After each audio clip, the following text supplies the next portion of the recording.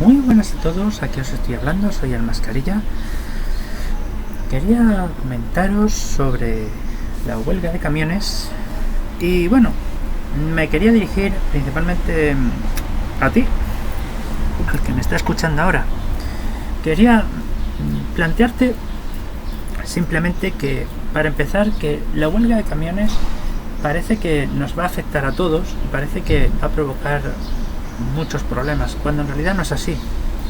No todos los camioneros van a irse de huelga, sino que la cantidad de camioneros que se están yendo al paro, casi paro total, son suficientes para que las grandes marcas ya estén perdiendo dinero.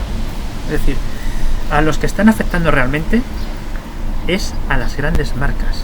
Es decir, están haciendo daño a quienes tienen que hacer daño. Porque si hicieran daño a los más pequeños, entonces a los políticos les importaría bastante poco. Pero como le están haciendo daño a las grandes marcas, ahí ya la cosa cambia. Bueno, quería plantearos que parecería que es muy difícil ser ministro. O parecería que no está al alcance de cualquiera ser ministro. No, vamos a ver. Ser presidente de una compañía es tremendamente complicado, porque tienes que ser amigo de y tener influencias. Tienes que formar parte de ese círculo vicioso de amigos y dentro de la oligarquía. Esta guerra de camiones está empezando a hacer daño a la oligarquía más que al pueblo. Primero a la oligarquía. Y eso es interesante. Porque los ministros tienen que responder a esas grandes compañías, que son los que acaban financiando el poder. Así que ser ministro puede ser terriblemente sencillo. Mira, os voy a decir cómo ser ministro. La idea consiste en lo siguiente: tú te vas directamente a todas las asociaciones y te pones a participar, te pones a escuchar mucho y a escuchar lo que dicen todas. Es decir, si eres capaz de hacer acto de presencia en todas partes, participando en todos los grupos posibles y formando parte de todas las comitivas, al final la gente te acabará reconociendo.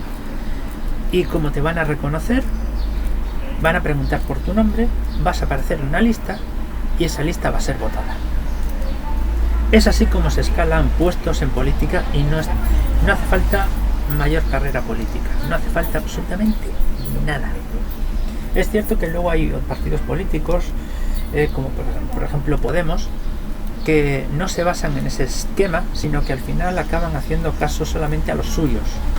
Hay que tener mucho cuidado con los partidos más populistas, como Partido Popular o Podemos, que en principio son compatibles con estos esquemas, pero que también tienen como un código interno de hacer daño a los que hacen daño al partido.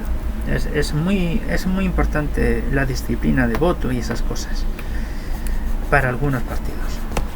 Pero si uno quiere hacer carrera política, ya digo, lo único que tiene que hacer es darse a conocer, poco más.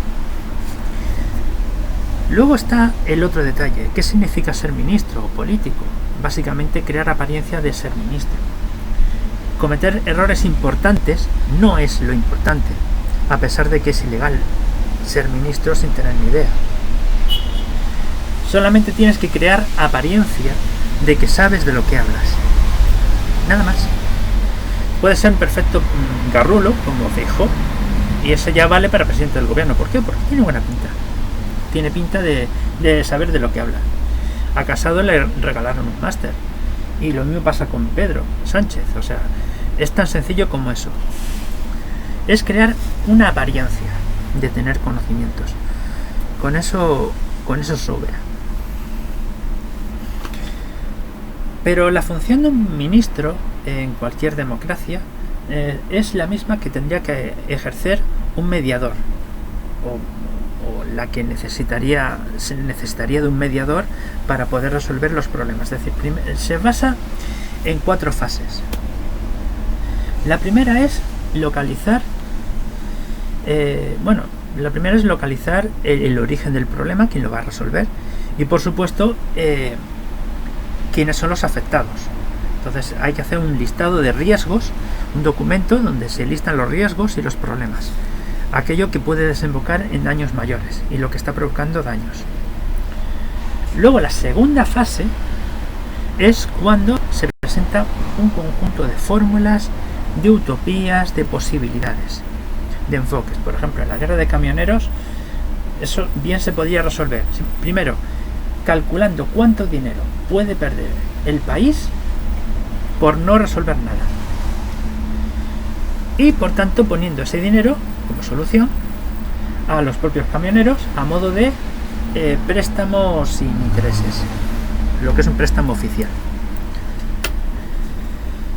La otra, una vez llegada a la fase, o también otra forma de resolver el problema de los camioneros es implantando en España el modelo finlandés, que todo el mundo pueda saber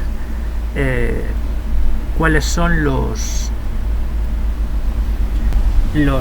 grupos de interés de los otros, es decir, que todo el mundo pueda conocer la fiscalidad de todo el mundo. El modelo finlandés, la gran ventaja que tiene, que parece que no tiene nada que ver con lo que pasa con los camiones, es que automáticamente se le quita la tontería a mucha gente, empieza a tener competencia y ya las oligarquías se deshacen. Y al deshacerse las oligarquías, entonces los partidos políticos tienen que responder al pueblo. Y por tanto ya el dinero ya no es de unos pocos. Pero bueno, eso es a más largo plazo. El asunto es que la tercera fase es cuando ya llega el poderoso, el empresario o el ministro, y tiene que disponer de las herramientas democráticas o de las que disponga para conseguir que las utopías que se han planteado, que las fórmulas sean posibles. Tras analizar todas las herramientas de las que se dispone en otro documento, en otro enfoque, y evaluar cuáles son las fórmulas en cuestión, pues la idea es que el pacto social que se consigue cuando encuentras un camino que conecte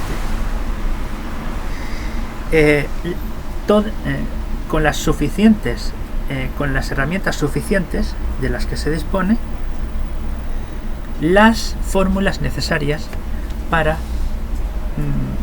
que el conflicto o los riesgos se atenúen por completo. No son las funciones de un ministro, que en principio el ministro solamente puede ser un experto en su propia materia. No tiene sentido poner a un puto político donde hay que poner un experto, pero bueno, la socialdemocracia sabemos cómo funciona y en qué se fundamenta. Bueno, pues hasta la próxima.